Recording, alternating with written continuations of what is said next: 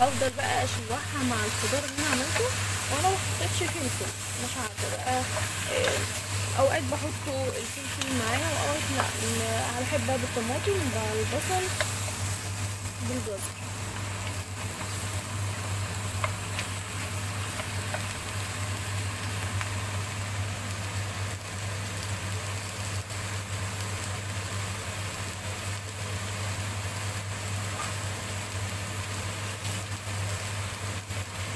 ممكن اقطع كده معاهم نص قرن فلفل عادي، مش مشكله بقى.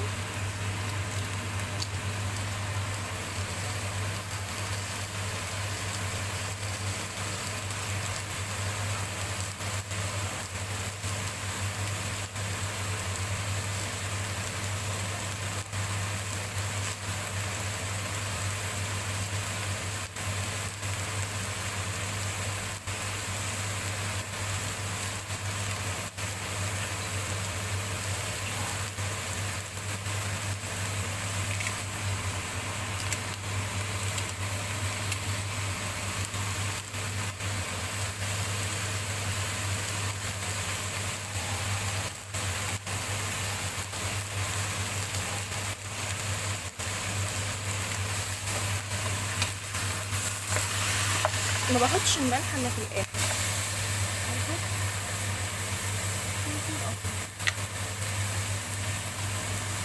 رشه حلوه كده من الفلفل الاسمر.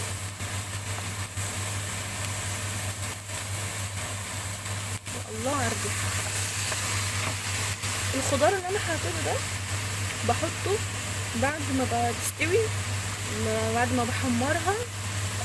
بحط الخضار ده معاه وبس. بزود بس التوم انا ما بحطوش في الشوربه. لو انا عايزه بقى اخليها مشويه وطعم صوص جميل وكل حاجه بقى، ولو معلقتين صلصه، بحط الخضار اللي انا حطيته فيها وهي بتتسلق ده نفسه بالظبط. فده كأنه كباب حله. بزود بقى كميه البصل والكلام ده.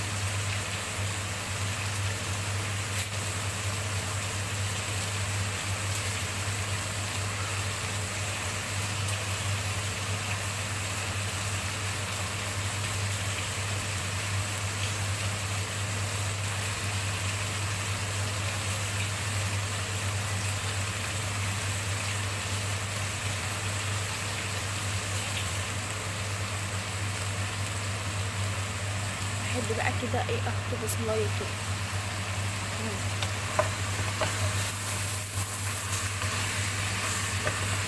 البصله دي بقى بتبقى طعمها جميل قوي في الشوربه.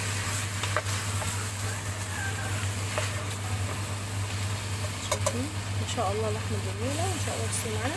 عشان تستوي بسرعه بقى ممكن بنضيف لها بنحط لها نقع بلح، 4 فصوص نقع بلح، 5، اي حاجه.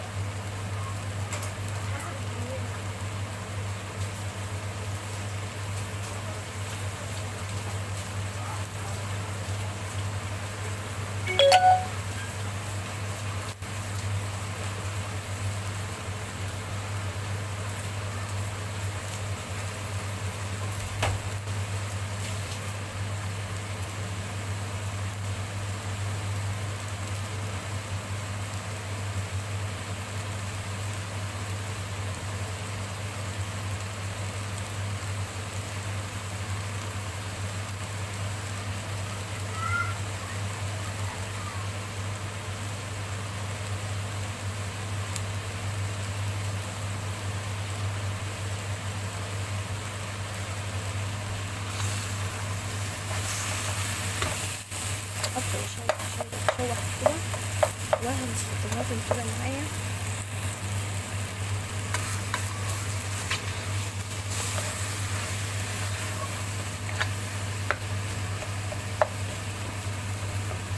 خلاص انا مسخنه بقى الميه بتاعتي.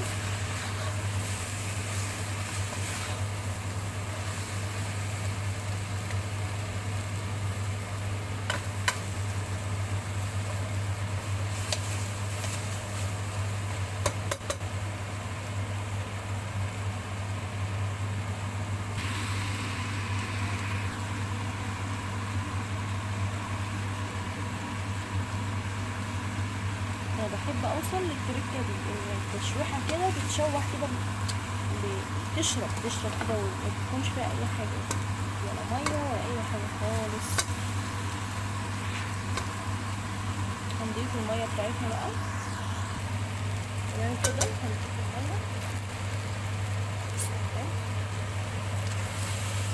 الميه بتاعتي سخنه بتغلي.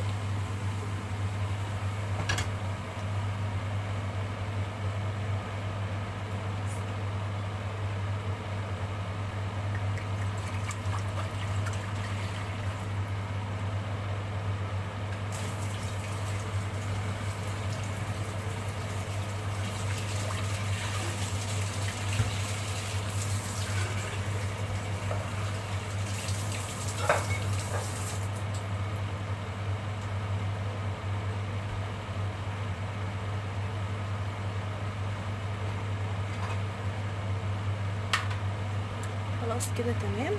اي ريم بقى انا هنحشه بالمعلقه وهد عليها تستوي بقى براحتها.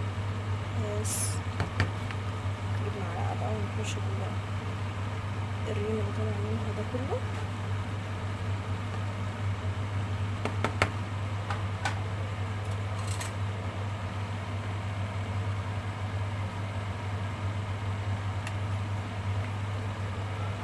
خلاص وهنهد عليها النار تستوي.